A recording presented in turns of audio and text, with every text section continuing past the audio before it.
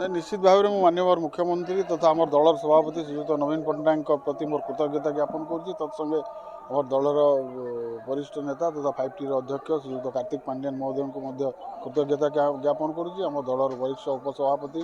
श्रीजुक्त प्रसन्न आचार्य महोदय को कृतज्ञता ज्ञापन करुच्ची। मोर स्वर्गत पिता आनंद आचार्य को आशीर्वाद आज एवं बरगढ़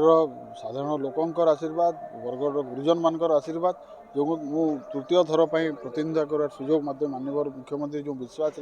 देइछन्ति निश्चित भाव में बरगढ़ निर्वाचन मंडली को ये डेवलपमेंट प्रक्रिया आम जो ट्रैक रे आकु नहीं से ट्रैक को आहरी स्पीड करके किभली भाव में बरगढ़ निर्वाचन मंडली को समग्र राज्य में गोटे आगुआ निर्वाचन मंडली भाव में नहीं पारिबो। शिक्षा क्षेत्र में गमनागमन क्षेत्र में कृषि क्षेत्र में सबु क्षेत्र में किभली भाव में आकु नहीं पारिबो से कार्यक्रम नहीं कि आम साधारण लोकों पाखु पुणी जीवु एवं जो विकास प्रक्रिया जो आम गोटे आरंभ करूँ से प्रक्रिया को किभली भाव में साधारण लोकों पाखे साधारण हिताधिकारी मान पाखे सरकार कार्यक्रम आहरी भल भाव में पहुँची पार से दिगरे कार्यरत होकर आकु।